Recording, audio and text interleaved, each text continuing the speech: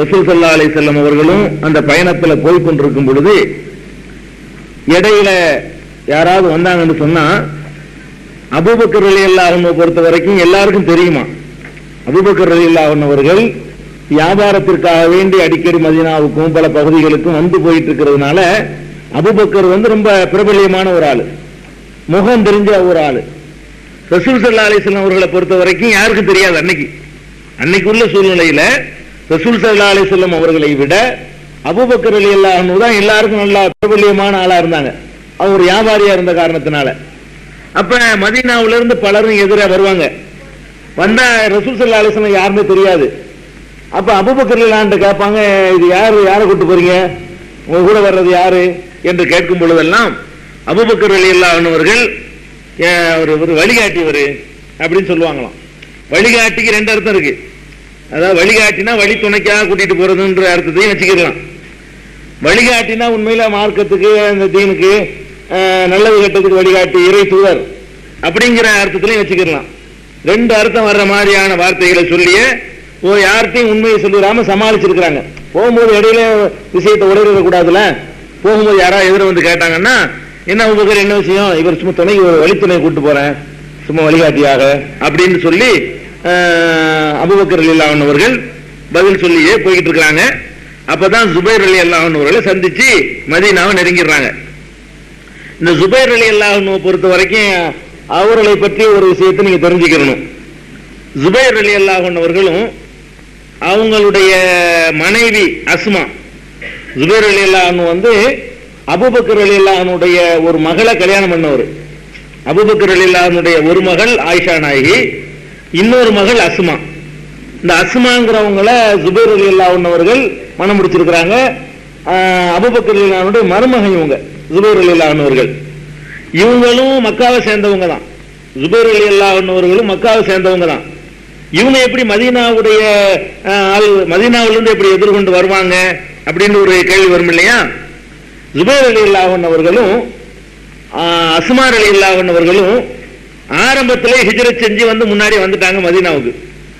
அங்க தொல்லை தாங்காம இருந்து ரசூல் ஸல்லல்லாஹு அலைஹி வஸல்லம் எல்லாரையும் போக சொன்னாங்கல்ல, போறவங்க எல்லாம் மதீனாவுக்கு போயிருங்கன்னு சொன்ன உடனே ஜுபைர் ரலியல்லாஹு அன்ஹு அவர்கள் அஸ்மா ரலியல்லாஹு அன்ஹா அவங்களை அழைத்து கொண்டு அவரு ஹிஜ்ரத் பண்ணி முன்னாடியே மதீனாவுக்கு வந்துட்டாரு.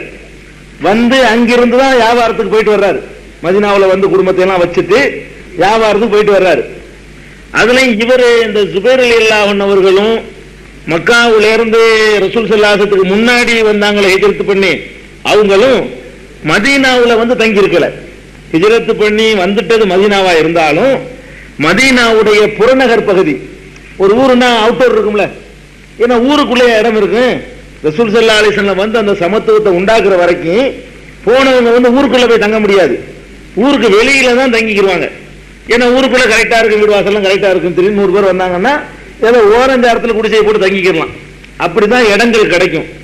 அந்த அடிப்படையில ஜுபைர் ரலியல்லாஹு அன்ஹு அவர்களும் அஸ்மா ரலியல்லாஹு அன்ஹா அவர்களும் இன்னும் ரசூல் ஸல்லல்லாஹு அலைஹி வஸல்லம் முன்னாடி ஹிஜ்ரத் பண்ணி வந்தவங்க எல்லாம் மதீனாவுல இருந்து 2 மைல் தொலைவுல இருக்கக்கூடிய குபா என்ற இடத்துல, குபான்னு ஒரு இடம் இருக்கு, முக்கியமான பிரசித்தி பெற்ற இடம்.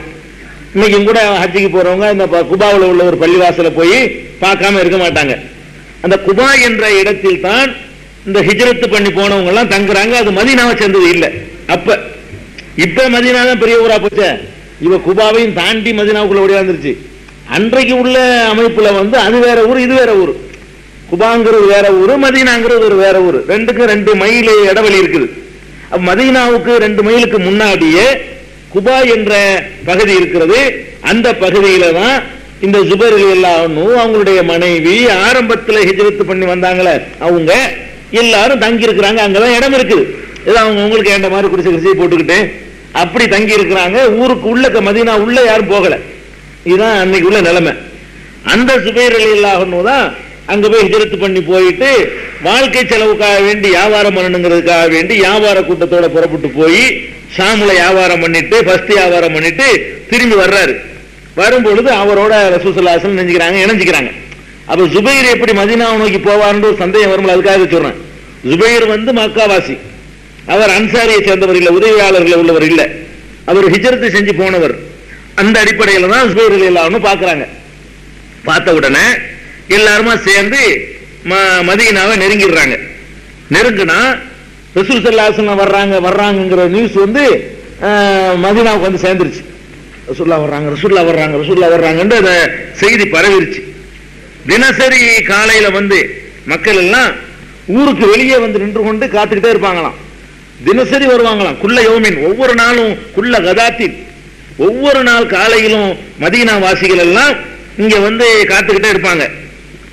வந்து ரசூல் ஸல்லல்லாஹு அலைஹி வஸல்லம் வர்றாங்களான்னு நல்ல உச்சி வெயில் வந்து வெயில்ல நிக்க முடியாத நேரம் வரும்ல, அது வரைக்கும் காத்து இருந்து போயிடுவாங்க.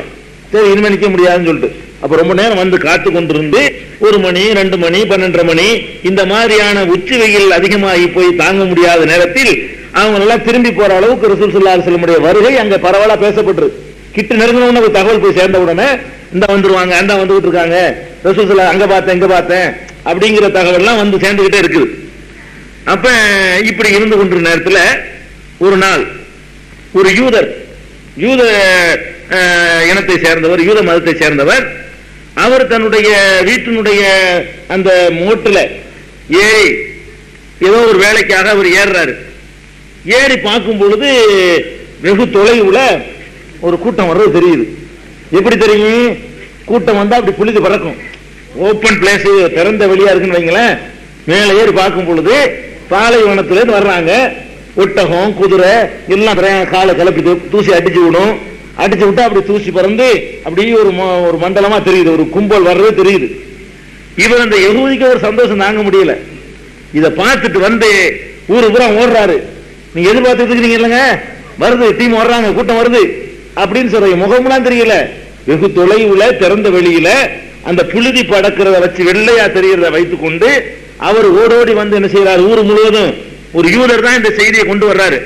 ரசூல் ஸல்லல்லாஹு அலைஹி வஸல்லம் வந்து கொண்டிருக்கிறார்கள் அப்படின்னு சொல்லி வெள்ளையா தெரியுது, காணல் நீர் தெரியுது. அதை தாண்டி ரசூல் ஸல்லல்லாஹு அலைஹி வஸல்லம் ஒரு கூட்டம் வரவே தெரியுது. அப்புறம் அரபு கூட்டமே, நீங்கள் எதிர்பார்த்து கொண்டிருக்கக்கூடிய உங்களுடைய தலைவர் வருகிறார் சொல்லி சொன்ன உடனே முஸ்லீம்கள் எல்லாம் என்ன செய்யறாங்க? அங்கதான் முஸ்லீம்கள் நிறைய உண்டாயிருக்காங்கல்ல, எல்லாம் வேகமா ஓடி வர்றாங்க. ரசூல் ஸல்லல்லாஹு அலைஹி வஸல்லம் அவர்களை வந்து அங்க வந்து வழிமறிச்சு என்ன செய்யணும், வரவேற்கணும் அப்படிங்கிறதுக்காக வேண்டி வர்றாங்க. வந்தா ரசூல் ஸல்லல்லாஹு அலைஹி வஸல்லம் என்ன பண்றாங்கன்னு கேட்டா, இந்த மதீனா வாசிகள் எல்லாம் எங்க காத்துக்கிட்டு இருக்கிறாங்களோ அந்த இடத்துக்கு வரல. அதுக்கு முன்னாடி ஒரு கிராஸ்ல விட்டு அந்த குபாவுக்கு வந்துடுறாங்க. ரசூல் ஸல்லல்லாஹு அலைஹி வஸல்லம் மதீனாவுக்கு நெருங்கும் போது இவங்க இந்த இடத்துல காத்துட்டு இருக்காங்கன்னு வைங்களேன். இப்படி ஒரு கிளை பாதை கொஞ்சம் தள்ளி போனா குபா வருது. ரசூல் ஸல்லல்லாஹு அலைஹி வஸல்லம் என்ன பண்றாங்கன்னா, இப்ப நேர மதீனாவுக்கு வராம அங்கிருந்து வலதுபுறமாக செல்ற ஒரு பாதையில் நுழைந்து அந்த குபா என்ற இடத்துக்கு பனு அம்ரு என்ற கோத்திரத்தார் தங்கி இருக்கிற பகுதியிலே ரசூல் ஸல்லல்லாஹு அலைஹி வஸல்லம் வந்து திரும்பிடுறாங்க. நேர மதீனாவுக்கு போகல. ஏன் அங்க போனாங்கிறதுக்கு உங்களுக்கு காரணம் நான் ஏற்கனவே சொல்லிட்டேன். ஏன் அங்க போனாங்கன்னா, ஜுபைருக்கு அங்கதான் வீடு இருக்குது, கூட்டிட்டு போறாருல. ரசூல் ஸல்லல்லாஹு அலைஹி வஸல்லம் அவங்கள மதீனா வாசிகள் காத்து எதிர்பார்த்துட்டு இருக்கிறாங்க. நேர மதீனாவுக்கு போகாம ரசூல் ஸல்லல்லாஹு அலைஹி வஸல்லம் என்ன பண்றாங்கன்னா, மதீனாவுல இருந்து கொஞ்சம் வலப்புறமாக ஒரு பாதை திரும்புது. மதீனாவுல இருந்து இல்ல, மதீனாவுக்கு போற வழியில, மதீனாவுல நுழைவது கொஞ்சம் முன்னாடி வலதுபுறம் ஒரு பாதை திரும்புது. அப்ப ரசூலுல்லாஹ் வர்றாங்க காத்துட்டு இருக்கும் பொழுது இவர் வலப்புறமாக திரும்பி போய் என்ன செஞ்சிடறாரு, ஜுபைர் ரலியல்லாஹு அன்ஹு இருந்ததுனால அங்க கூட்டிட்டு போயிடுறாரு. எல்லாம் குபாவுல போய் என்ன செய்யறாங்க, ரசூல் ஸல்லல்லாஹு அலைஹி வஸல்லம் போய் இறங்கிடுறாங்க. அத கூட அனஸ் ரலியல்லாஹு அன்ஹு அறிவிக்கிறாங்க. எப்படி அறிவிக்கிறாங்கன்னா, மதீனாவில் ரசூல் ஸல்லல்லாஹு அலைஹி வஸல்லம் வரும் பொழுது ரசூல் ஸல்லல்லாஹு அலைஹி வஸல்லம் முன்னாடி உட்கார்ந்து இருக்கிறாங்க ஒட்டகத்துல, பின்னாடி அபூபக்கர் உட்கார்ந்து இருக்கிறாங்க. என்ன, ஒரு ஒட்டகத்துல வர்றாங்க. ரெண்டுல பிடிச்சாங்க, 2 ஒட்டகங்களை தயார்படுத்தியிருந்தாங்க. ஒண்ணுல வந்து அவர் வர்றாரு. இந்த அந்த ஆடு மேய்க்கிறதுக்கு ஒருத்தர் வச்சிருந்தாங்கல்ல, ஊழியர் அடிமை, அவர் வந்துகிட்டு இருக்கிறாரு. அப்ப ரசூல் ஸல்லல்லாஹு அலைஹி வஸல்லத்துக்கு ரசூல் ஸல்லல்லாஹு அலைஹி வஸல்லம் முன்னாடி ஒட்டகத்துல உட்கார்ந்துருக்க, பின்னாடி அபூபக்கர் ரலியல்லாஹு அன்ஹு அமர்ந்திருக்க, உள்ள நுழையிறாங்க.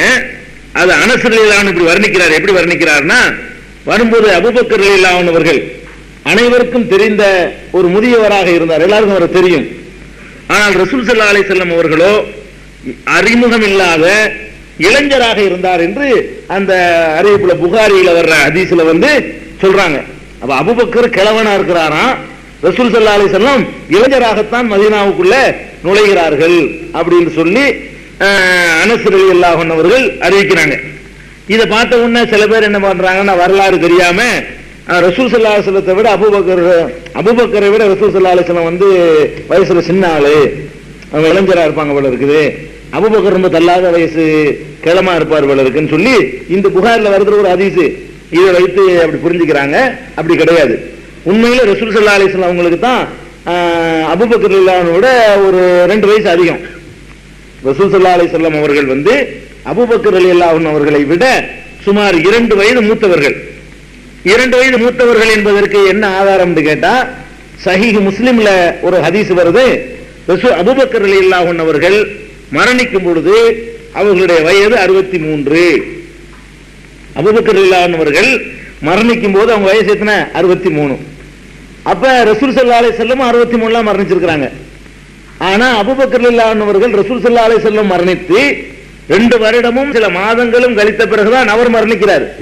அப்ப அவர் மரணிக்கும் போது 63 வயசுன்னா ரசூல் ஸல்லல்லாஹு அலைஹி வஸல்லம் அவங்களை விட ஒரு 2 வயசுக்கு மேல அவர் கம்மி. அவருக்கு 63 வயசு ரசூலுல்லாஹ்வுக்கு இருக்கும்போது அவருக்கு 61 இருக்கும், அல்ல 60 வரையா இருக்கும்.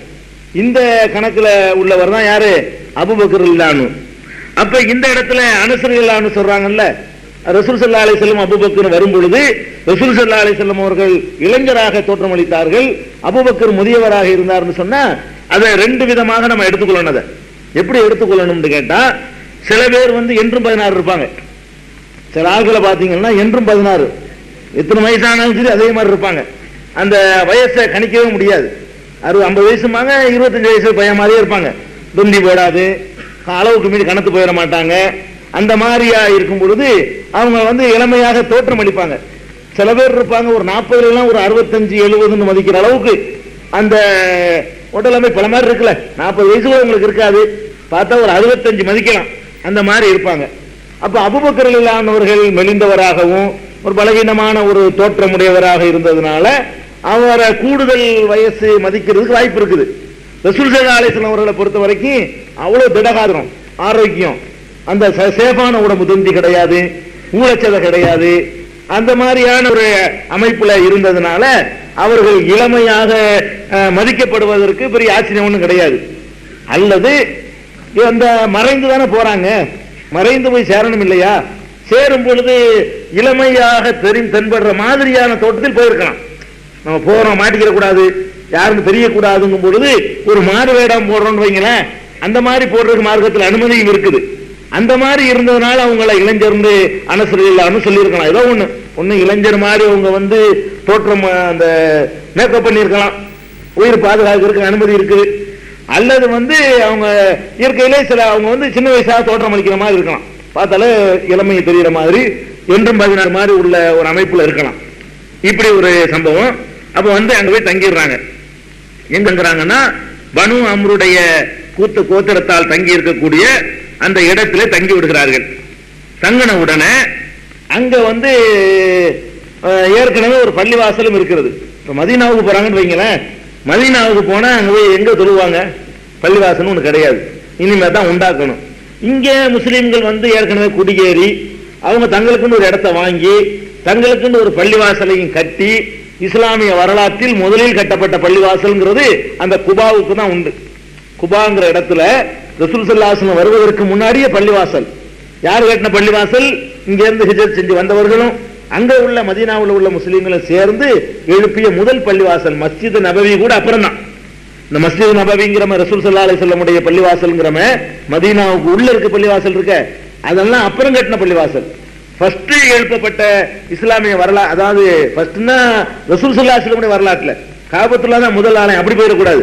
நபி ஸல்லல்லாஹு அலைஹி வஸல்லம் உடைய வரலாற்றில் முதல்ல கட்டப்பட்ட பள்ளிவாசல் எதுன்னு கேட்டா இந்த குபா என்ற இடத்துல பனு அம்ரு என்ற கோத்திரத்தார் வசித்து வந்த அந்த பகுதியில மதீனாவிலிருந்து 2 கிலோமீட்டருக்கு 2 மைலுக்கு 2 மைல்னா ஒரு 3 கிலோமீட்டர் 3 கிலோமீட்டருக்கு முன்னால இருக்கக்கூடிய மதீனாவிலிருந்து மக்காவுக்கு இடையில அந்த பாதையில மதீனாவிலிருந்து 3 கிலோமீட்டருக்கு முன்னாடி இருக்குது. அந்த பகுதியில் இருக்கக்கூடிய குபாங்கிற பள்ளிவாசல் அங்க ஏற்கனவே இருக்குது. அங்க தங்கி ரசூல் ஸல்லல்லாஹு அலைஹி வஸல்லம் சில நாள் தங்கினார்கள் இருக்கு சில கிதாபுகள்ல. புகாரியில 10க்கு மேற்பட்ட நாட்கள் தங்கினார்கள் ஒரு அறிவிப்பு இருக்குது. இன்னொரு அறிவிப்புல சரியாக எண்ணிய 14 நாட்கள் தங்கினார்கள். அப்ப இந்த குபா முதல் மதீனாவுக்கு போகவே இல்லை. ரசூல் ஸல்லல்லாஹு அலைஹி வஸல்லம் போய் நுழைஞ்ச உடனே பனு அம்ர் கோத்திரத்தார் தங்கி இருக்கிற குபாவுக்கு தான் போனாங்க. குபாவுல தான் தங்கி இருந்தாங்க. குபாவுலையும் ஒரு நாள் அரை நாள் தங்கல, 14 நாட்கள் தங்கி இருந்தாங்க. 14 நாட்கள் அங்கே தங்கி இருந்து விட்டு அப்புறம் தான் மதீனாவுக்கு உள்ள போக போறாங்க. மதீனாவுக்கு முன்னாடி உள்ள கிராமத்துல தங்கிட்டு மதீனாவுக்கு ரசூல் ஸல்லல்லாஹு அலைஹி வஸல்லம் போறதுக்கு 14 நாட்கள் ஆயிடுது. இப்ப அந்த பனு அம்ர் கோத்திரத்தார் தங்கி இருக்கிற குபாவுக்கு போனாங்கல்ல, அந்த குபாவில் அவர்கள் நுழைந்தது ரபியுல் அவல் மாதம். குபாவில் நுழைந்தது ரபியுல் அவல் மாதம் திங்கட்கிழமை என்று சஹீஹுல் புகாரியிலையும் இன்னும் பல ஆதாரபூர்வமான ஹதீஸ் நூல்கள்லையும் இடம்பெற்றிருக்கு. அப்ப ஹிஜ்ரத் போனது எங்க ரபியுல் அவ்வல்ல தான் ரசூல் ஸல்லல்லாஹு அலைஹி வஸல்லம் ஹிஜ்ரத் போயிருக்கிறாங்க. அப்ப ரபியுல் அவ்வல்லையும் ஒரு திங்கட்கிழமை தான் போய் சேர்றாங்க.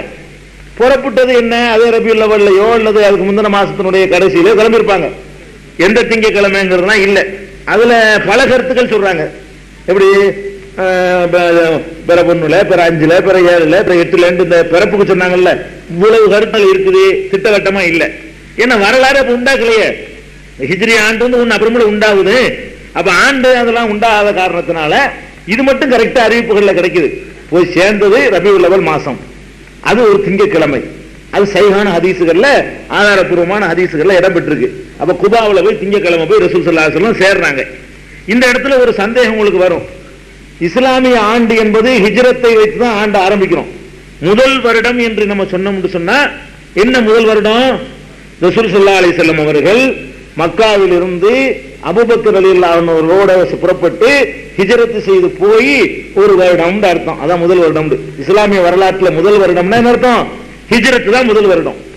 அப்ப முதல் வருடம்னு நம்ம ஏற்பாடு பண்ணனா முதல் மாசமா எதை ஆக்கணும்? இந்த ஆதாரப்பூர்வமான அறிவு பிரகாரம் எதை ஆக்கியிருக்கணும்? ரபியுல் அவல் தான் முதல் மாசம் ஆக்கணும். வரலாறு ஆரம்பிக்கிறோம் ரசூல் ஸல்லல்லாஹு அலைஹி வஸல்லம் ஹிஜ்ரத்தில இருந்து ஆரம்பிக்கிறோம். ஹிஜ்ரத்தில இருந்து ஆரம்பிக்கிறதா இருந்தா ரசூல் ஸல்லல்லாஹு அலைஹி வஸல்லம் போய் சேர்ந்தது எப்ப? ரபியுல் அவல் மாசம். அப்ப ரபியுல் அவல் மாசத்துல போய் சேர்ந்திருந்தாங்கன்னா முதல் மாதமாக எதை ஆக்கியிருக்கணும்? ரபியுல் அவலை தான் ஆக்கியிருக்கணும். அப்படிங்கிற ஒரு சந்தேகம் வரும் பொழுது ரபியுல் அவலை தான் ஆக்கி இருக்கணும். முறைப்படி பார்த்தா என்ன ஆக்கியிருக்கணும்? ரபியுல் அவலை தான் ஆக்கி இருக்கணும். ஏன்னா ஹிஜ்ரத்திலிருந்து வருஷத்துக்கு மட்டும் ஹிஜ்ரத்தை எடுத்துக்கிட்டு மாசத்தையும் விட்டுறக்கூடாதுல. ஃபர்ஸ்ட் மாசமா அதை சொல்றதுல இது சொன்னா என்ன சொல்லிடலாம். ஆனா அந்த சமுதாயத்துல வருடங்களைத்தான் அந்த மக்கள் கணிக்கலையே தவிர முதல் மாதம் என்று முகரத்தை தான் கணிச்சு வச்சிருந்தாங்க. முதல் மாதம் அவங்க மாசத்துக்கு ஃபர்ஸ்ட் மாசம் எது? அதுல இப்ப சித்திரை முதல் மாசம் கணிச்சு வச்சிருக்கிறாங்கல்ல. இதே மாதிரி அந்த மக்களுக்கு முகர்ரம் முதல் மாசம் அவங்களுக்கு தெரியும்.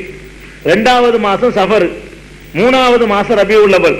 இந்த ரபியுல் அவலை 3வது மாதம் என்றுதான் அந்த மக்கள் சொல்லிக்கிட்டே இருந்ததுனால அதுல இதை போய் ஃபர்ஸ்ட் மாசம் மாத்தி ஒரு குழப்பம் செய்ய வேணாம்னு சொல்லி உமர் ரலியல்லாஹு அன்ஹு அவர்கள் காலத்துல அந்த முகர்ரத்தை எடுத்துக்கொண்டார்கள். அவங்க ஏதோ ஃபர்ஸ்ட் மாசமா சொன்னாங்க அதையே சொல்லிக்கிறட்டும், நம்ம ஆண்டுக்கு மட்டும் ஹிஜ்ரத்தை எடுத்துக்கொள்வோம் முடிவு பண்ணிட்டாங்க. இதை நீ ஏன் வச்சுக்கணும்? ஹிஜ்ரத்து போனதனுடைய கரெக்டானதை கவனிக்கிறதா இருந்தால் 2 மாசம் மைனஸ் பண்ணிக்கணும். நீங்க முகர்ரத்துல இருந்து கணக்கு தான் வரும். ஹிஜ்ரத்து கணக்கு போட்டீங்கன்னா கணக்குல முகர்ரத்துல இருந்து வரும். நீங்க மாச கணக்குல பேசுறதா இருந்தா ஒரு 500 மாசம் வந்துச்சுன்னா 498 மாசம் சொல்ல வேண்டியதான். ஏன்னா முகர்ரத்தையும் சஃபரையும் கழிச்சு போடணும். அப்படி ஒரு மைனஸ் பண்ணிக்கிட்டாதான் கரெக்டான கணக்கு வரும்.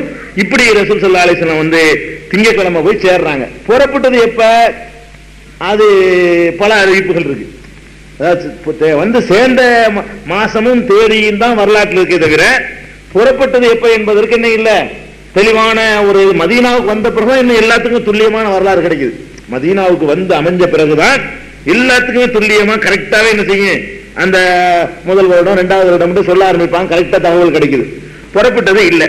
ஆனா அந்த அன்றைக்கு உள்ள கணக்குல ஒரு மக்காவுல இருந்து மதீனாவுக்கு சேர்வதற்கு 10 முதல் 12 நாட்கள் தேவைப்படும்.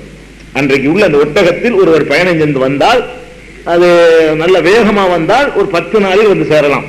இடையில தங்கி கொண்டு அந்த ரெஸ்ட் எல்லாம் எடுத்துக்கொண்டு வந்தால், கொஞ்சம் சாதாரணமான ஒரு ஒட்டகத்தில் வந்தார்களே ஆனால் 12 நாட்கள் தேவைப்படும் சொல்லி அன்றைக்குள்ள மதிப்பீடு பண்றாங்க. அப்படி பார்த்தோம்னு சொன்னா அது ஒரு 12 நாள், ஒரு 3 நாள் இடையில பிரேக் பண்ணிருக்காங்க. இதுல குகையில, சவுர் குகையில, அது ஒரு 15 நாள். 15 நாளைக்கு முன்னாடி ரசூலுல்லாஹி ஸல்லல்லாஹு அலைஹி வஸல்லம் புறப்பட்டு இருக்காங்க. 15 நாளைக்கு முன்னாடி புறப்பட்டு வந்து சேர்ந்திருக்கலாம்னு ஒரு உத்தேசமா சொல்லலாம். கரெக்டா சொல்ல முடியாது. 15 இருக்கலாம், 14 இருக்கலாம். உத்தேசமா ஒரு நாள் 2 நாள் முன்ன பின்ன போகலாம். இப்படி புறப்பட்டு ரசூல் ஸல்லல்லாஹு அலைஹி வஸல்லம் வந்து சேர்ந்து அங்கே தங்கிடுறாங்க. எங்க பனு அம்ரு கோத்திரத்தாருடைய கூட்டத்தில் தங்கி விடுகிறார்கள். தங்கின உடனே அப்ப இதுல இன்னொன்னு என்னன்னு கேட்டா, ரசூல் ஸல்லல்லாஹு அலைஹி வஸல்லம் என்ன பண்றாங்கன்னா, அங்க தங்கி இருந்து கொண்டே அன்சார் கோத்திரத்தார் இருக்காங்கல்ல மதீனாவுல, இவங்க எல்லாம் ஹிஜ்ரத் வந்து வந்தவங்க இருக்கிறாங்க, இங்க இருக்கிறாங்கல்ல, இவங்க எல்லாம் ஹிஜ்ரத் பண்ணி வந்தவங்க, குபாவுல இருக்கிறவங்க எல்லாம். ரசூல் ஸல்லல்லாஹு என்ன பண்றாங்கன்னா, வந்தாச்சின்னு சொல்லி தகவலை அனுப்பி அன்சாரிகள் எல்லாம் மதீனா வாசிகள் கொஞ்சம் கூட்டிட்டு வாங்க அப்படின்னு ஆள் அனுப்புறாங்க.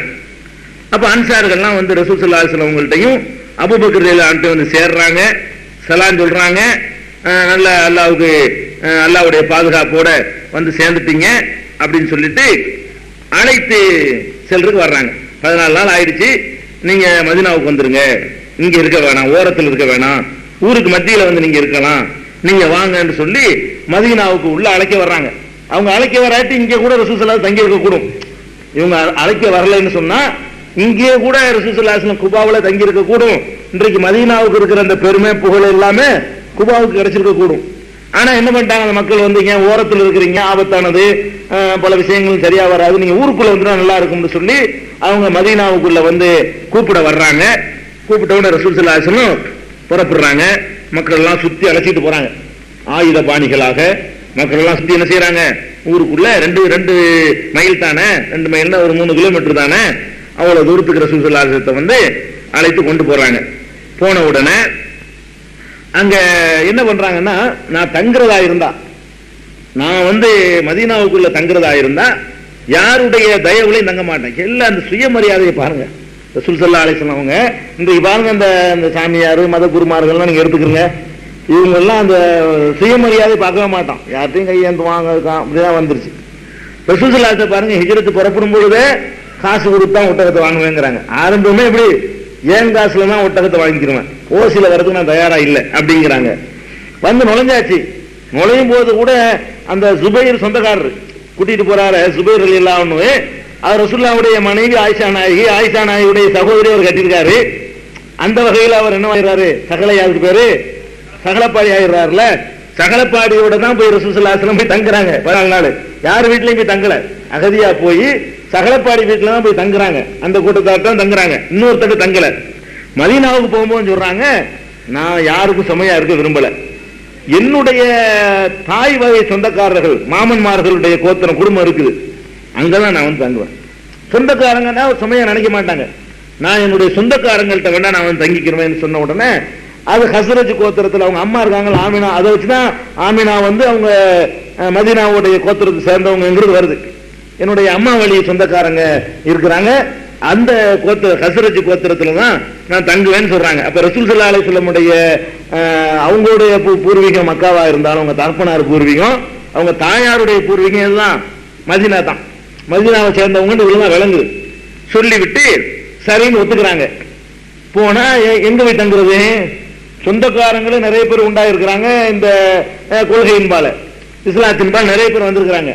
அங்கேயும் போட்டி, அதுல என் வீட்டுக்கு வாங்க உன் வீட்டுக்கு வாங்கன்னு போட்டி நடக்குது. அப்ப 2 விஷயங்கள் 2 அறிவிப்புகள் வருது. ரசூல் ஸல்லல்லாஹு அலைஹி வஸல்லம் கேட்கிறாங்க, சரி வந்துட்டோம் எங்க தங்குறதுன்னு வரும் பொழுது எது ஒரு இடத்துக்கு போகுது. போன உடனே ஒரு திறந்த வெளியான ஒரு இடம் இருக்குது. அந்த திறந்த வெளி இடத்துல வந்து பேரிச்சம்பழங்கள் இருக்குல்ல, அதை வந்து என்ன செய்வாங்கன்னா அதை சுத்தம் படுத்துவாங்க திடல்ல.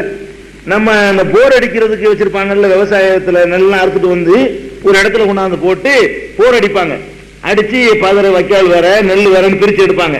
இந்த மாதிரி பேரிச்சம்பழங்களை சுத்தப்படுத்துறதுக்கு ஒரு பொதுவான ஒரு திடல் ஒண்ணு இருக்குது. அந்த திடல் வந்து பனு நஜ்ஜார் என்ற குடும்பத்தாருக்கு சொந்தமானது. அந்த திடல் கிட்ட போய் ஒட்டகம் வந்து நிக்குது. இந்த ஒட்டகம் வந்து அந்த திடல் கிட்ட போய் கரெக்டா என்ன செய்யுது, நிக்குது.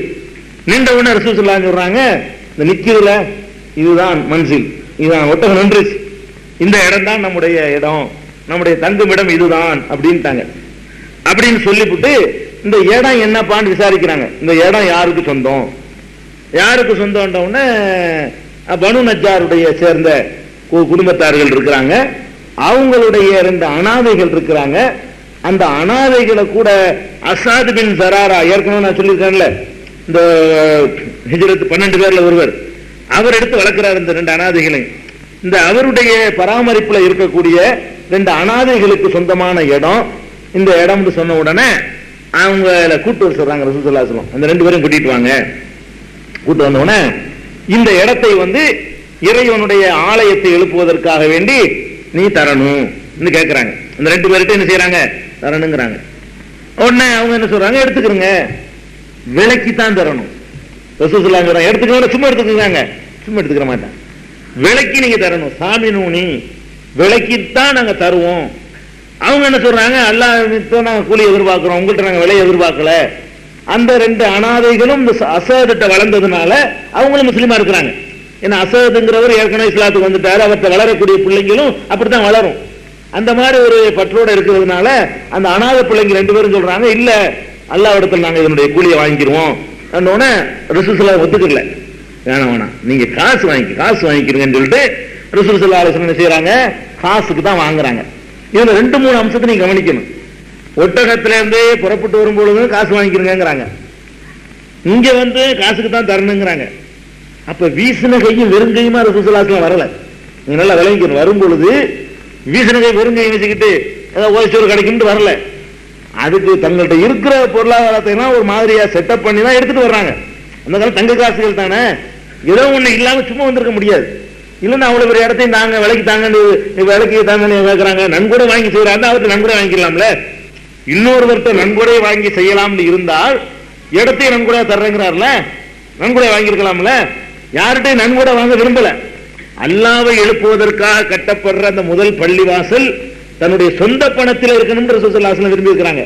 மஸ்ஜித் நபவி கட்டி இருக்கிற இடம் இருக்க, அந்த இடத்துக்கு சொந்தக்காரர் ரசூலுல்லாஹி ஸல்லல்லாஹு அலைஹி வஸல்லம் அவர்கள். எந்த மத குரு மத ஸ்தாபகருடைய வரலாற்றுலையும் இப்படி நீங்க பார்க்க முடியாது.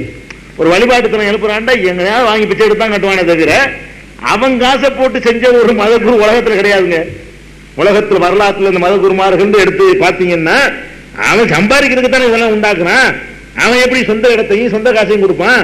அப்ப இருக்கிறத வேண்டாம் வசூல் பண்ணுவானே தவிர தன்னுடைய சொந்த பணத்தை போட்டு ஒரு இடத்தை வாங்கி இதான் அல்லாஹ்வுடைய பள்ளிவாசல்ல வீடு இருந்துச்சுங்கிறீங்களே, அதுக்கெல்லாம் இப்ப புதிர் உங்களுக்கு வழங்குது. பள்ளிவாசல்லையே ரசூலுல்லாஹி ஸல்லல்லாஹு அலைஹி வஸல்லம் வீடு கட்டிக்கிட்டாங்க. அந்த உடனே சில பேர் என்ன செய்வாங்க? பள்ளிவாசல்ல எப்படி வீடு கட்டுறது? ரசூலுல்லாஹ் மட்டும் அவருக்கு மட்டும் வீடு கட்டிக்கிட்டாரு. அட இடமே அவங்களுக்கு சொந்தமானது. அவங்க இடத்துல பள்ளிவாசலுக்கு இடம் கொடுத்துருக்காங்க. நீங்க எப்படி வழங்கிக்கணும்? பள்ளிவாசல்ல ரசூலுல்லாஹ்வுடைய வீடும் இருந்தது, ஞாபகம் வச்சுக்கணும். பள்ளிவாசல் ஒரு பக்கம், பள்ளிவாசல்ல வரிசையா அவங்க மனைவிமார்களுக்கு ரூம் இருந்துச்சு. நம்ம நிறைய பேர் எப்படி வழங்கி இருக்கிறாங்க? பள்ளிவாசலுக்கு சொந்தமான இடத்தை பிடிச்சுக்கிட்டு மத குருமுறை முறையில அவர் மட்டும் அதுக்குள்ள வீட்டையும் கட்டிக்கிட்டாரு. இப்படி எல்லாம் விளங்காத மக்கள் நினைக்குவாங்க. ஆனா இதுல என்ன செய்யறாங்கன்னா அந்த வார்த்தையை கூட பாருங்க, சாமி நூனி எனக்கு விலைக்கு தாருங்கன்னு கேட்கறாங்க. அதாவது சொந்தமா வாங்குறாங்க. இது அல்லாஹ்வுக்காக விலைக்கு தாருங்கன்னா கேட்கல, பொதுப்பணிக்கு தாங்கன்னா கேட்கல, எனக்கு உங்களுடைய இந்த இடத்தை விலைக்கு தாருங்கள்னு சொல்லி கடைசியா விலைக்கு தான் வாங்கினார்கள். அவங்கள வற்புறுத்தி நினைஞ்சாங்க, விலைக்கு வாங்கி அந்த இடத்தை அல்லாஹ்வுக்காக வேண்டி அவங்க தான் வக்ஃப் செய்யறாங்க. அவங்க தான் அந்த பள்ளிவாசல் கட்டுறதுக்காக வேண்டி கொடுக்குறாங்க. அது வரைக்கும் எங்க தங்குறது? இறங்கியாச்சு. இறங்க என்ன சொல்றாங்க? நான் அவங்கதான் சொல்றாங்க, நான் சொந்தக்காரங்க வீட்டுலாம் தங்குவேன். சொந்தக்காரங்க யாரு? ஹஸ்ரஜ் கோத்திரம். நான் நீண்டு போட்டி. அதுல ரசூல் ஸல்லல்லாஹு அலைஹி வஸல்லம் 2 அறிவிப்பு வருது. ஒரு அறிவிப்புல என்ன வருதுன்னா, ரசூல் ஸல்லல்லாஹு அலைஹி வஸல்லம் கேட்கறாங்க, இந்த இடத்துல பள்ளிவாசல் வேலை நடக்க போகுது, கட்டட வேலை நடக்கணும், இதுக்கு பக்கத்தில் இருக்கிறவங்க யாரு? எனக்கு தூரத்துல வந்து போயிட்டு இருக்க முடியாது, நான் இதுல இருந்து இதுல பங்கெடுத்து நானே நின்று கட்டணும், நானும் இதுல பங்கெடுத்துக் கொள்ளணும். இந்த இடத்தில் தான் நான் குடியேற போறேன், இங்க தான் பள்ளிவாசல் அமைய போகுது. இதுக்கு பக்கத்து வீட்டுக்காரர் யாருன்னு கேட்கும் போது அபு அய்யூப் அல் அன்சாரி ரலியல்லாஹு தஆலா அன்ஹு அவங்க சொல்றாங்க, இந்த இருக்கிற நான் தான் பக்கத்து வீட்டுக்காரன், இந்த இடத்துக்கு நான் தான் பக்கத்து வீட்டு ஆளு, அதனால என் வீட்டுக்கு தான் வரணும்னு சொல்லி அபு அய்யூப் அல் அன்சாரி சொன்னதாக ஒண்ணு. இன்னொரு அறிவிப்புல எல்லா உறவினர்களும் போட்டி போட்டதுனால சீட்டு குலுக்கி போட்டு எடுக்கும் பொழுது அபு அய்யூப் அல் அன்சாரியுடைய பேர் வந்தது அப்படிங்கிற ஒரு அறிவிப்பும் வருது. இது 2 முரணா நம்ம எடுத்துக்கிற வேண்டியது இல்லை, 2 முரண் ஒண்ணும் கிடையாது. ரசூல் ஸல்லல்லாஹு 2யுமே சேர்த்து நம்ம எடுத்துக்கலாம். ரசூல் ஸல்லல்லாஹு அலைஹி வஸல்லம் அபு அய்யூப் அல் அன்சாரியை தேர்ந்தெடுத்திருக்கலாம், தேர்ந்தெடுத்தவனு சொந்தக்காரங்க வற்புறுத்திருக்கலாம். அது எப்படிங்க நாங்க சொந்தம் இல்லையா, பக்கத்து வீட்டுக்காரங்க எடுத்துக்கணுமா, நாங்க மட்டும் உங்களுக்கு தூரமா அப்படின்னு மறுபடியும் அவங்க வற்புறுத்தினதுக்கு பிறகு 2வது சீட்டு குலுக்கி போடும்போது அவர் பேர் வந்திருக்கலாம். இது ஒரு பெரிய முரணாகவோ பெரிய குழப்பமாவது எடுத்துக்கிற வேண்டியது இல்லை. ரசூல் ஸல்லல்லாஹு அலைஹி வஸல்லம் முதல்ல அவர் தேர்ந்தெடுக்கிறாங்க, 2வது அந்த ஒரு சொந்தக்காரங்க எல்லாம் வற்புறுத்தினது அடிப்படையில் மறுபடியும் சீட்டு குலுக்கி போட்டு எடுக்கும் பொழுது இவர் பேர் வருது. தேர்ந்தெடுக்கும் போது இவரே வர்றாரு, சீட்டு குலுக்கி போடும்போது இவரே வர்றாரு. 2 அறிவிப்புகளும் சரியா இருக்கிறதுனால 2யுமே எடுத்துக்கொள்ளலாம், 2யும் மோத விட வேண்டிய அவசியமே கிடையாது. அப்படி அபூ அய்யூபுல் அன்சாரி ரலியல்லாஹு தஆலா அன்ஹு அவங்களுடைய வீட்டில் தான் ரசூல் ஸல்லல்லாஹு அலைஹி வஸல்லம் தங்குறாங்க. அதுல ஒரு விசேஷம் என்னன்னு கேட்டா, உள்ளேல கொஞ்சம் நல்ல வீடு தான். அது எந்த அளவுக்குன்னா அவரே சொல்றாரு, அந்த காலத்துல எல்லாம் மாடின்னு இருக்குமா, மாடி எல்லாம் கட்ட முடியுமா, குடிசையில கட்ட முடியாது தானே. அவர் சொல்றாரு, என்னுடைய வீட்டினுடைய மேல் பகுதியில நான் இருந்து கொண்டேன், கீழ்பகுதியில ரசூல் ஸல்லல்லாஹு அலைஹி வஸல்லம் நான் தங்க வச்சேன்னு அவர் சொல்றாரு. அப்ப அந்த காலத்திலேயே அந்த காலத்துக்கு அவர் மெத்தேடு தகுந்த மாதிரி ஏதோ மேல் கீழ் வச்சிருந்திருக்காரு. இந்த மாதிரி மாடி காங்கிரீட் இல்லாட்டாலும் அந்த காலத்துல இந்த மச்சின்னு போடுவாங்க பாருங்க, அந்த பலகையில போட்டு இப்படி ஏறி போற மாதிரி இருக்கும்ல, அந்த மாதிரி ஒரு டைப்ல அது மாதிரி அவர் வீட்டுல அந்த வசதியெல்லாம் செஞ்சு பண்ணி இருந்திருக்காரு. அப்ப ரசூல் ஸல்லல்லாஹு அலைஹி வஸல்லம் அழைச்சது நோக்கம் அவங்களுக்கு நல்ல பிரைவசியாக எந்த இடைஞ்சலும் இல்லாமல் அவர்களை தங்க வைக்க தன் இடத்துல வசதி இருக்குங்கிறதுனாலையும் அவர் ரொம்ப வற்புறுத்தி அழைச்சிருக்கலாம். ஆரம்பத்தில் ரசூல் ஸல்லல்லாஹு அலைஹி வஸல்லம் அவங்க கீழையும் அவர் மேலே இருந்துக்காரு, மேல நான் இருக்கிறேன் நீங்க கீழே இருந்துக்கிறீங்க. அப்புறம் அவருக்கு மனசு உறுத்துது, ரசூலுல்லாஹ் கீழே வச்சு மேல இருக்கிறது மாதிரியா இருக்குத அப்படின்னு சொல்லிட்டு வற்புறுத்தி அவரு கீழே வந்தாராம். அவரு கீழே வந்து ரசூல் ஸல்லல்லாஹு அலைஹி வஸல்லம் மேல இருக்கட்டும், அவங்க தலைக்கு மேல இருக்கிற மாதிரி ஒரு இதா இருக்குது. அவர் மனசு உறுத்தி ரசூல் ஸல்லல்லாஹு அலைஹி வஸல்லம் வற்புறுத்தி நான் மேல அனுப்பிட்டேன்னு சொல்லி இன்னொரு அறிவிப்புல சொல்றாரு. இந்த அபூ அய்யூபுல் அன்சாரி ரலியல்லாஹு அன்ஹு அவருடைய வீட்டுல தங்கி இருந்து கொண்டுதான் மஸ்ஜித் நபவி கட்டுற வேலையை ஆரம்பிக்கிறாங்க. தங்குவது டெம்பரவரி தான், அவர் தயவுலை நிரந்தரமா தங்க விரும்பல. நமக்குன்னு ஒண்ணு கட்டிட்டு நம்ம உட்கார்ந்து தங்க மர்கஸா வச்சு மையமா வச்சு செயல்படணும் என்றுதான் ரசூல் ஸல்லல்லாஹு அலைஹி வஸல்லம் விரும்பி இருக்கிறாங்க. இதுக்கு இடையில அபூ அய்யூபுல் அன்சாரி ரலியல்லாஹு அன்ஹு அவருடைய வீட்டுல வந்த உடனே அப்துல்லா பின் சலாம் என்று ஒரு முக்கியமான ஒரு நபர் அங்க இருக்காரு மதீனாவுல. அவர் வந்து அங்க இருக்கிற யூதர்களுக்கெல்லாம் தலைவர். அப்துல்லா இப்னு சலாம் தலைவர் மாத்திரம் இல்லாம யூத மார்க்கத்தில் ஒரு பெரிய நிபுணர், பெரிய அறிஞர். யூத மதத்தை பற்றி நல்லா கரைத்து குடித்தவர், வேதங்களை எல்லாம் நன்கு கற்றவர், அவர்களால் மதிக்கப்படக்கூடியவர். ரசூல் ஸல்லல்லாஹு அலைஹி வஸல்லம் வந்து அபூ அய்யூபுல் அன்சாரி வீட்டுக்கு வந்த உடனே முதல்ல நுழைகிறார், அவர் உள்ள வர்றாரு. அபூ அய்யூபுல் அன்சாரி வீட்டுக்கு வந்து பார்க்கிறாரு, இது அல்லாஹ்வுடைய தூதர் தான் சொல்லி அவருக்கு மனசுல விளங்கி போச்சு. வந்து உடனே ஏத்துக்கிறார், நீங்க அல்லாஹ்வுடைய தூதர் என்று நான் வந்து சான்று கூறுகிறேன். அப்துல்லா இப்னு சலாம் வர்றாரு, அஷ்ஹது அன்னக ரசூலுல்லாஹ், நீங்கள் அல்லாஹ்வுடைய தூதர் தான் என்று நிச்சயமாக நான் என்ன செய்கிறேன், உறுதி கூறுகிறேன் அப்படின்னு சொல்லி அபூ அய்யூபுல் அப்துல்லா இப்னு சலாம் என்ற ஒரு முக்கியமான அந்த மதீனாவுடைய தலைவர்களில் ஒருவர், யூத சமுதாயத்தினுடைய ஒரே தலைவர், அந்த மத குரு பாதிரியாரு, அவர் வந்து ஏற்றுக்கொள்கிறார். ஏற்றுக்கொண்டு சொல்றாரு, நீங்க கொண்டு வந்த மார்க்கம் உண்மையான மார்க்கம் தான், ஆனா வந்து யூதர்கள் எல்லாம் என்னை தங்கள் தலைவர் என்று நினைத்துக் கொண்டிருக்கிறார்கள். பாரம்பரியமாக அந்த தலைமை பதவியில் நான் இருப்பதாக நினைத்துக் கொண்டிருந்தார்கள். அவர்களிலே என்னைத்தான் பெரிய அறிஞனாக அவர்கள் எண்ணிக்கொண்டிருக்கிறார்கள். யூத ஜாதிகள் எல்லாம் அப்படி நினைச்சுக்கிட்டு இருக்கிறாங்க. அதனால நீங்க என்ன பண்ணுங்கன்னா, நான் வந்து இப்ப இஸ்லாத்தை ஏற்றுக்கொண்டேன், இங்கே நான் மறைஞ்சு இருந்து கொள்றேன், ஒரு இடத்துல என்னை தனியா மறைச்சு வச்சிருங்க. யூதர்களை எல்லாம் அழைத்து அவர்களுக்கு நீங்க அழைப்பு கொடுங்க. அழைப்பு கொடுக்கும் பொழுது நான் ஏற்றுக்கொண்டேன் சொல்லிடாதீங்க. அவர்கள் அழைத்து இந்த மாதிரி இஸ்லாத்தை பற்றி அவங்களுக்கு தாவா கொடுங்க.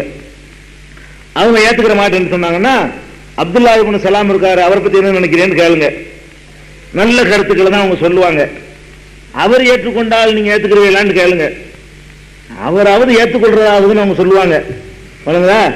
அதுக்கப்புறம் மேல வந்து நான் வந்து நேரடியா நான் வந்துடுறேன் அப்படின்னு சொல்லி இந்த போய் நுழைஞ்சவுடனே தாவா ஆரம்பிக்குது. நுழைஞ்ச அபூ அய்யூப் வீட்டுல நுழைஞ்ச உடனே அவர் வந்து இஸ்லாத்தை ஏற்றுக்கொள்றாரு. உடனே ரசூல் ஸல்லல்லாஹு அலைஹி வஸல்லம் என்ன செய்யறாங்க, யூதர்களை எல்லாம் கூப்பிட வர்றாங்க. யூதர்கள் எல்லாம் வர்றாங்க. வந்த உடனே, யா மாஷரல் யஹூத், யூதர்களே, வைலக்கும் இத்தகுல்லாஹ், அல்லாஹ்வை நீங்கள் அஞ்சிக் கொள்ளுங்கள், அல்லாஹ்வை பயந்து கொள்ளுங்க. வல்லாஹி அல்லதி லா இலாஹ இல்லா ஹுவ, யாரை தவிர வேறு கடவுள் இல்லையோ அவன் மீது ஆணையாக, இன்னக்கும் லதஅலமூன அன்னி ரசூலுல்லாஹி ஹக்கா, நான் அல்லாஹ்வுடைய தூதர் தான் என்பதை நீங்கள் நன்றாகவே அறிவீர்கள். நான் அல்லாஹ்வுடைய தூதர் என்று உங்களுக்கு நன்றாகவே தெரியும். நான் உண்மையைத்தான் கொண்டு வந்திருக்கிறேன் என்பது உங்களுக்கு விளங்கும். அதனால நீங்கள் இஸ்லாத்தை தழுவிக் கொள்ளுங்கள் அப்படின்னு சொல்லி ரசூல் ஸல்லல்லாஹு அலைஹி சொல்றாங்க. அவங்க என்ன சொல்றாங்கன்னா, மா நாலமுஹு, இவரு அல்லாஹ்வுடைய தூதர் யாருக்கு தெரியும், எங்களுக்கு தெரியாது. உங்களுக்கு தெரியாதுங்க, நீங்க அல்லாஹ்வுடைய எங்களுக்கு என்ன தெரியும், நீங்களா சொல்லிக்கிறீங்க அல்லாஹ்வுடைய தூதர்னு, எங்களுக்கு ஒன்றும் அப்படி தெரியாது அப்படின்ட்டாங்க. அப்ப ரசூல் ஸல்லல்லாஹு அலைஹி வஸல்லம் கேட்கறாங்க, 3 தடவை கேட்கறாங்க. 3 தடவை அவங்க என்ன சொல்றாங்கன்னா, உங்களை எங்களுக்கு தெரியாதுங்க, நீங்களா உங்களை அல்லாஹ்வுடைய தூதர்னுட்டீங்கன்னா நாங்க அப்படி உங்களை நம்பல, எங்களுக்கு நீங்க அல்லாஹ்வுடைய தூதர்னு எங்களுக்கு தெரியாது அப்படிங்கிறாங்க. சரி, உங்களுக்கு ரேட்டு போயிட்டு போகுது. அப்துல்லா இப்னு சலாமை பற்றி நீங்கள் என்ன நினைக்கிறீர்கள் கேட்கிறாங்க. அவங்க சொல்றாங்க, அவரு என்னங்க, அவர் தலைவருடைய மகன், பெரிய அறிஞருடைய மகன், அவர் மாதிரி ஒரு ஆள் உண்டுமா அப்படிங்கிறாங்க.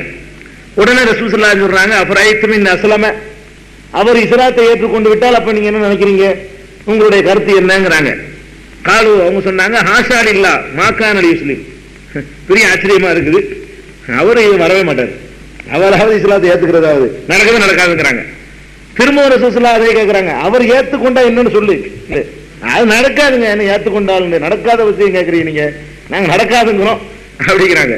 திரும்பவும் சொல்றாங்க, அவர் ஏத்துக்கிட்ட என்ன அது சொல்லுங்க, ஏத்துக்கிற மாட்டார் அப்படின்னு சொல்லிக்கிட்டு இருக்கும் பொழுது உடனே ரசூல் ஸல்லல்லாஹு அலைஹி சொன்னாங்க, யப்ன சலாம் உஹ்ருஜ் அலைஹிம், சலாமுடைய மகனே அப்துல்லா இப்னு சலாமே, நீங்க முதல்ல இங்க வா.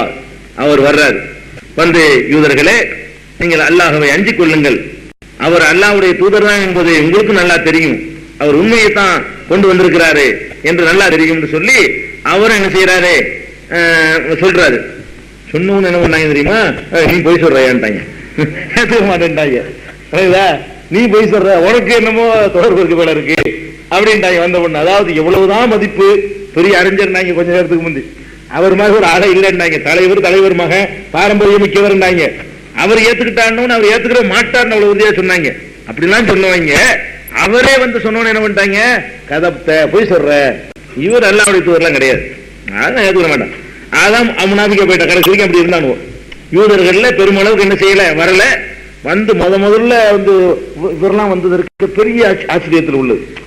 இறைவன் நேர்வழி காட்ட நினைச்சிட்டாண்டா யாருக்கும் காட்டணும் வர, இவங்க எல்லாம் ஒரு தலைமை, பாதிரியாரு, மத குருண்டு ஒரு அந்தஸ்தோட இருந்தவங்க. இப்ப அந்த அந்தஸ்து போயிருமா, ரசூல் ஸல்லல்லாஹு அலைஹி வஸல்லம் ஏத்துக்கணும், இவர் ஒண்ணும் இல்லாம போயிருவாரு. ஆகிரத்தை நம்பக்கூடியவர்களுக்கு, மறுமையை நம்பக்கூடியவர்களுக்கு இந்த உலகத்தினுடைய பதவி, அந்தஸ்து, எதுவுமே துச்சமா தெரியும் என்பதற்கு அப்துல்லா இப்னு சலாம் எல்லாம் ஒரு பெரிய முன்னுதாரணம், பெரிய முன்மாதிரி, ஒரு மாடல்னு எடுத்துக்கொள்ளலாம். இப்படி ஒரு சம்பவம் நடக்குது. இதுக்கப்புறம் ரசூல் ஸல்லல்லாஹு அலைஹி வஸல்லம் உங்களை ஏத்துக்கிற மாட்டேன்னு சொன்ன பிறகு அடுத்து என்ன செய்யறாங்க, ரசூல் ஸல்லல்லாஹு அலைஹி வஸல்லம் பள்ளி கட்டுறதுக்காக வேண்டி முயற்சியில் ஈடுபடுறாங்க.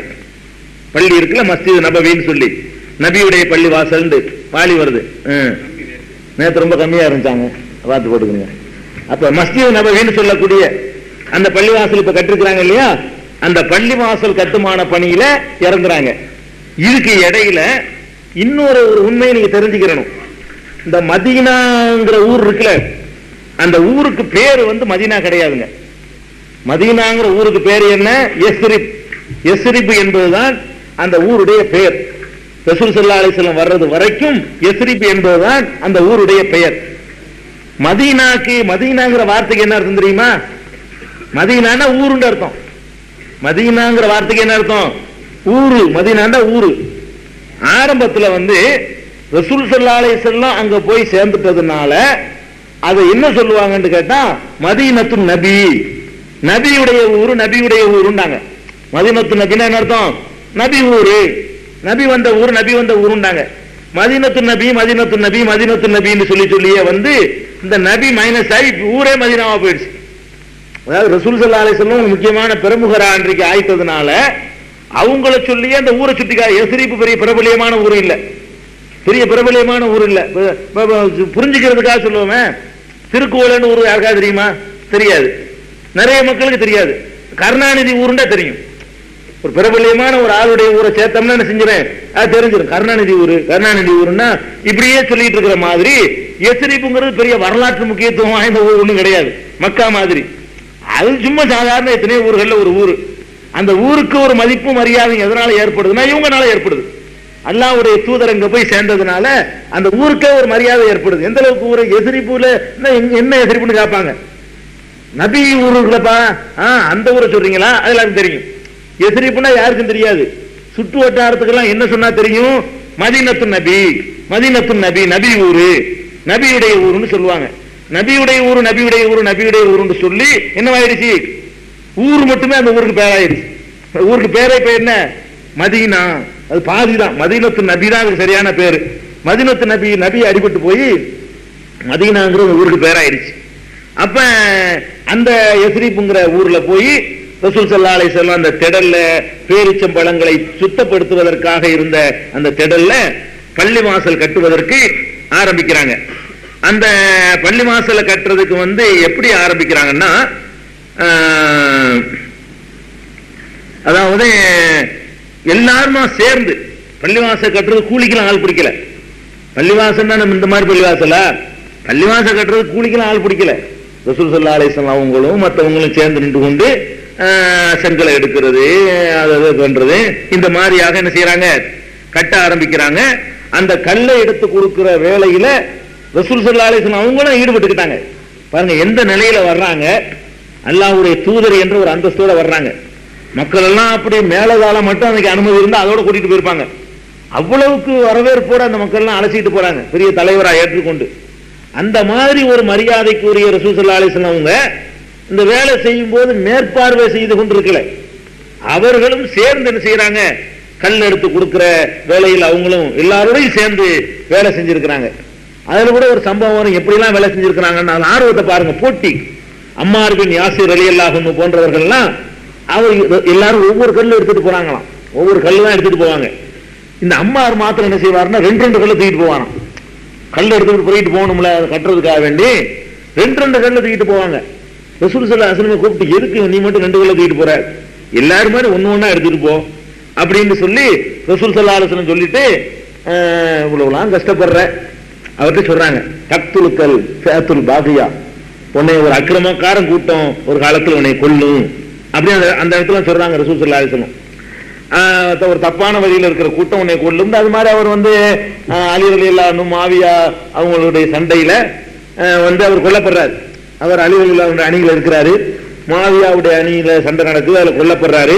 அதனாலதான் அலி ரலியல்லாஹு அன்ஹு பக்கம் நியாயம் இருக்குது, மாவியா பக்கம் நியாயம் இருக்காதுன்னு சொல்லுவாங்க. இந்த இதை வச்சு ஒரு அக்கிரமக்கார கூட்டம் கொல்லும்னாங்கல்ல, அம்மாரை யார் கொல்றாங்களோ அந்த குரூப் பக்கம் நியாயம் இருக்காது என்பதற்கு கூட இந்த ஹதீஸ் ஆதாரமா காட்டுவாங்க.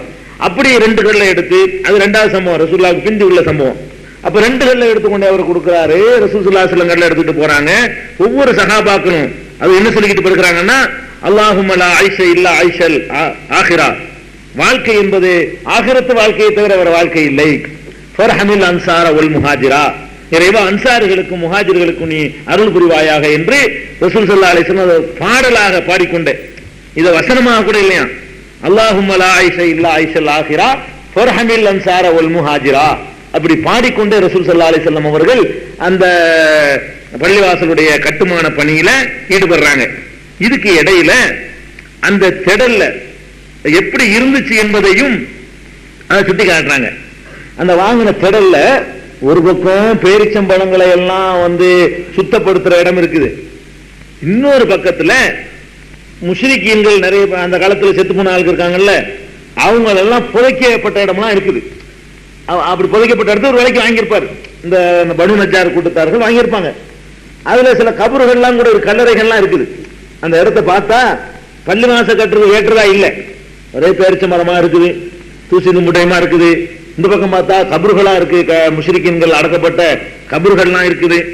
உடனே ரசூல் ஸல்லல்லாஹு என்ன சொல்றாங்கன்னு கேட்டா, இந்த கபரெல்லாம் அப்புறப்படுத்துங்க. கபரெல்லாம் தோண்டி அதுல உள்ள அள்ளி எடுத்துட்டாங்க. அப்ப பள்ளிவாசல கட்டுவதற்காக வேண்டி கபர் மக்கி போய் ஒண்ணுமில்லாம இருக்கும்ல, அது அப்படி கிடக்கட்டும்னு சொல்லல. ஒரு கபர் இருந்த இடத்துல பள்ளிவாசல் கட்டலாமான்னு கேள்வி வந்தா கட்டலாம். அதாவது அது இந்த ஹதீஸ்ல நம்ம எடுத்துக்கொள்ளலாம். மஸ்ஜித் நபவியே கபர்ஸ்தான்ல கட்டப்பட்டுச்சு. ஆனா எப்படி கட்டப்பட்டுச்சு? கபருடைய எல்லாத்தையும் தூக்கி அதுல உள்ள பொருள்களை எல்லாம் அப்புறப்படுத்திட்டு அதை தோண்டி எடுத்து அவைகள் அப்புறப்படுத்தப்பட்டன. அப்புறப்படுத்தின பிறகு கட்டப்படுது. இதுல 2-3 சட்டங்களை நாம தெரிந்து கொள்ளலாம். ஒண்ணு, கபருக்கு மேலேயே பள்ளிவாசல் கட்டுவதற்கு அனுமதி கிடையாது. இருந்தா அது பாட்டு கீழே கிடக்கட்டும், மேலே கட்டி விட்டுருக்கலாம். அது பாட்டு கீழே இறந்துட்டு போகுங்க, மேல போட்டு பூசி முழுவீங்களா அப்படின்னு ரசூலுல்லாஹ் சொல்லல. இந்த கபூர் சமாச்சாரமே இந்த பள்ளிவாசலுக்கு ஒத்து வராது, விளங்கிக்கணும். பள்ளிவாசலுக்கு கபூருக்கு அவ்வளவு பொருத்தம், அது சரியா வராது. அதை வணங்கணும்னு நினைச்சிருவான். ஒரு கட்டத்துல போனா இந்த கபரு தான் எல்லாத்தையும் கெடுக்கிறதுக்கு முக்கியமான காரணமா இருக்குது. அதனால அது பாட்டுக்கு இருந்துட்டு போகுது பக்கம்னு சொல்லி எல்லாம் நினைக்கல. தோண்டி எடுத்து பள்ளிவாசல் கபரு சம்மந்தம் இருக்கக்கூடாது, எல்லாத்தையும் தோண்டி எடுத்து சுத்தப்படுத்திருன்னு சொல்லி அதெல்லாம் காலி பண்ணிடுறாங்க. ரெண்டாவது, அப்படி ஒண்ணு வழங்குது, கபூர்ல பள்ளிவாசல் கட்டக்கூடாதுன்னு வழங்குது. பள்ளிவாசல் கட்டும் பொழுது கபருஸ்தான்ல அதை அப்புறப்படுத்திட்டு கட்டலாம்ங்கிறது வழங்குது, அதுவும் வழங்கிக்கணும். அடுத்தது அடுத்த சில இடத்துல ஊருக்கும் பள்ளிவாசலுக்கு இடம் வாங்குவாங்க. தோண்டும் போது எலும்பு கிடைச்சிருச்சுன்னு வைங்களேன், இதுல பள்ளிவாசல் கட்டக்கூடாது அப்படி போட்டுறாங்க இத்தனை ஊர்கள்ல. அப்ப இது தேவையில்லாத விஷயம். எலும்பு எடுத்த இடத்துல போட்டு கட்ட வேண்டியான, வேற ஒரு இடத்துல போச்சு போட்டு கட்ட வேண்டியதானே, ரிசர்வ் பண்ணி வச்சிருக்குது. ஒரு இடத்துல இந்த எலும்புக்குள்ள இடம் இதுதான் சொல்லி அல்ல எங்கேயே கபரை வச்சு அவன் அதுக்குள்ள வேலையை பார்ப்பான். சரி, அடுத்தது பேரித்தம் மரங்களாகவே நிறைய இருந்துச்சுல, அந்த மரங்களை எல்லாம் வெட்ட சொல்றாங்க, கபரை எல்லாம் அப்புறப்படுத்த சொல்றாங்க முதல் வேலையாக. இரண்டாவது, பேரிச்ச மரங்கள் நிறைய இருந்துச்சுல, அவைகளை எல்லாம் வெட்ட சொல்றாங்க. வெட்ட சொல்லி அந்த முன்பக்கம் இருக்குல்ல கிப்லா, 4 செவர் வரணும்லங்க, 4 செவர்ல முன்பக்கத்துக்கு செவர்லாம் கிடையாது. முன்பக்கத்துக்கு என்ன செஞ்சாங்கன்னா அந்த வெட்டின பேரிச்ச மரத்தை எல்லாம் வரிசையா நட்டி அதுதான் செவர். கிப்லா பக்கத்துக்கு பெரிய காங்கிரீட் கட்டடம்லாம் கிடையாது, மண்ணு கட்டடம் கூட கிடையாது. ரசூல் ஸல்லல்லாஹு அலைஹி வஸல்லம் அவர்களுடைய அந்த மஸ்ஜித் எப்படி இருக்குன்னா, முன்னாடி உள்ள செவருக்கு பதிலாக என்ன இருக்குது, பேரிச்ச மரங்கள் நிறைய வெட்டினாங்கல்ல, அந்த மரத்தை எல்லாம் வேஸ்ட் பண்ண கூடாதுங்கிறதுக்காக வேண்டி அந்த மரத்தை அந்த செவர் அளவுக்கு சைஸ் பண்ணி வெட்டி எடுத்து அதை வரிசையாக அதைத்தான் ஊண்டுனாங்க. அதுதான் ஃப்ரண்ட் பக்கம் தொழுகிற கிப்லா திசை, கிப்லா திசைக்கு அது. அதே மாதிரி நுழை வாசல் பக்கம் இருக்குல்ல, அந்த வாசல் பக்கம் இருக்குல்ல, வாசல் பக்கத்துக்கு மாத்திரம் தான் அந்த கதவு இதெல்லாம் வைக்கணுங்கிறதுக்காக வேண்டி அந்த கல்லை வச்சு மண் செவர் எழுப்புறாங்க. அதாவது அதுல கூட ஒரு யூனிஃபார்ம் இல்ல பாருங்க, ஒரு நம்ம எல்லாம் என்ன ஒரு எல்லாம் அழகா இருக்கணும், கலரு மேட்சுக்கு மேட்ச். பள்ளிவாசல் அல்லாஹ் வணங்குறதுக்கு உள்ளதுங்கும் போது அதை ரசூல் ஸல்லல்லாஹு அலைஹி வஸல்லம் பொருள் வேஸ்ட் பண்ண கூடாதுன்னு நினைக்கிறாங்க பாருங்க. நினைச்சிருந்தா வாச பக்கம் மண்ணு வைக்கிறோம், அதே மண்ணு செவர் அங்க இருந்தா தான் அது நல்லா ஃபேன்சியா இருக்கும். அல்லது இந்த பக்கம் மரத்தை வச்சுக்கிட்டோம், இந்த பக்கமும் அந்த மரமா இருந்தா தான் அது நல்லா இருக்கும்னு நினைக்கல. மரம் கிடைக்குதா, மரம் கிடைச்ச வரைக்கும் மரம் முடிஞ்சு வச்சா மண்ணு வச்சு கட்டு, கல்ல வச்சு கட்டு, இந்த பக்கம் கட்டு, பாக்குறதுக்கு எப்படி இருக்குன்னு பாருங்க. ஒரு ஏதாவது ஒரு அமைப்பா இருக்குமா, ஒரு அழகு இருக்குமா? அழகா சொன்னாங்க ரசூல் ஸல்லல்லாஹு அலைஹி வஸல்லம். கியாமத் நாளுடைய அடையாளத்துல ஒண்ணு என்னன்னு கேட்டா, என்னுடைய உம்மத்தார்கள் பள்ளி வாசல ரொம்ப அலங்கரிப்பாங்க. பள்ளி வாசல அலங்கரிக்கிறதுக்கு செலவு பண்ணுவாங்க. பெயிண்ட் அடிக்கிற காசுல எத்தனையோ இஸ்லாத்துக்கு வந்த கிராமங்களுக்கு பள்ளிவாசல் கட்டி கொடுக்கலாம். பெயிண்ட் அடிக்கிறதுக்கு பண்ற செலவு இருக்கு பாருங்க, அந்த அலங்காரத்துக்கு, அந்த செலவுல அந்த மொசைக் அந்த டைல்ஸ் அதெல்லாம் போடுறதுக்கு ஆகுற செலவுல இஸ்லாத்துக்கு வந்த கிராமங்கள் குடிசை போட்டு தாங்கன்னு கேட்கறாங்க, அதை கட்டி கொடுக்கலாம்.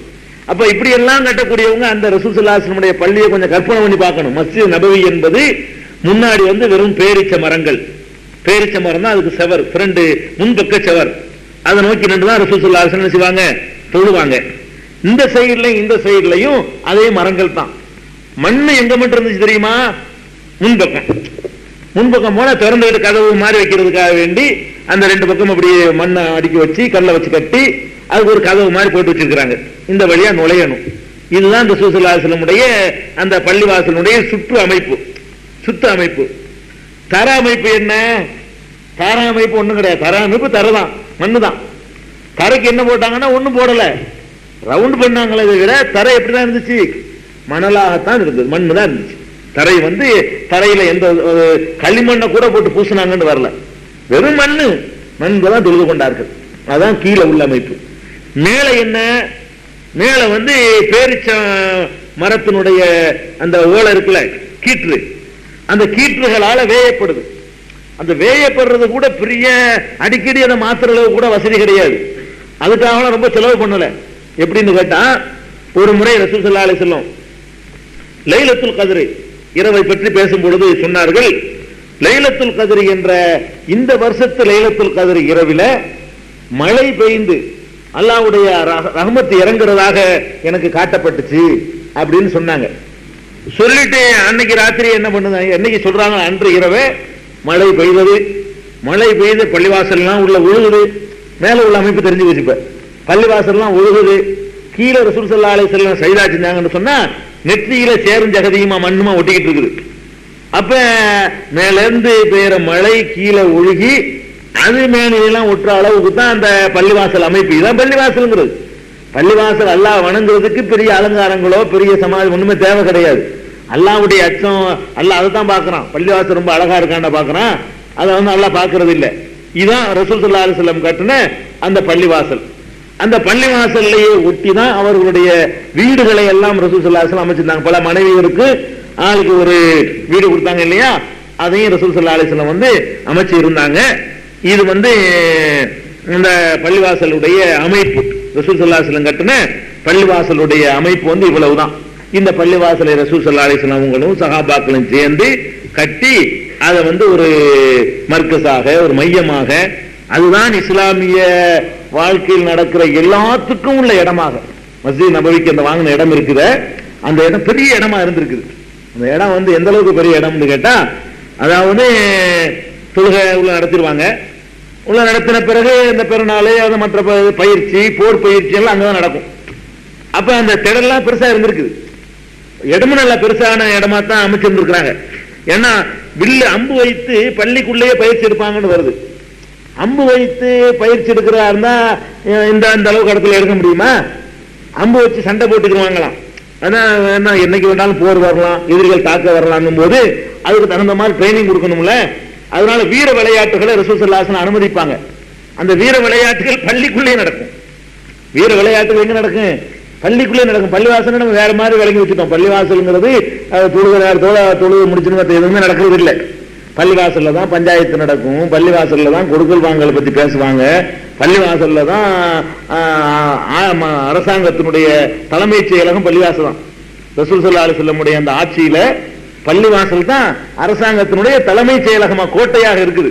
அங்கதான் எல்லாமே யார் யார் எங்க அனுப்புறது, படை அனுப்புறது, கல்வி கற்றுக் கொடுக்கிறது, மற்ற விஷயங்கள் எல்லாம் அங்கதான் தீர்மானிக்கப்படும். அப்ப அந்த இடம் வந்து ரொம்ப பெரிய இடமாக முன்னாடியும் பின்னாடி இடங்கள் நிறைய இருந்திருக்குது.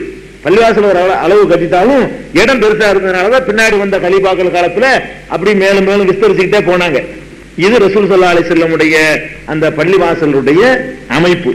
இந்த பள்ளிவாசலை கட்டி முடித்த பிறகு ரசூல் ஸல்லல்லாஹு அலைஹி வஸல்லம் அவங்களும் அவங்களுடைய மற்ற அவங்களோட வந்தவங்களும் அங்க மஸ்ஜிதுக்கு வந்து சேர்ந்துட்டாங்க. மஸ்ஜிதுல வந்தா ரசூல் ஸல்லல்லாஹு அலைஹி வஸல்லம் ஒரு ஏற்பாடு பண்றாங்க. அந்த ஏற்பாடு வந்து உலக வரலாற்றுல வந்து எவனும் செஞ்சு காட்ட முடியாத ஒரு பெரிய புரட்சி. ஏற்கனவே வந்தவங்க எல்லாம் குபாவில் தங்கி இருந்தாங்க, சோத்துக்கு இல்லாம கஷ்டப்பட்டுக்கிட்டு. ரசூல் ஸல்லல்லாஹு அலைஹி வஸல்லம் வந்தவங்க என்ன பண்றாங்க?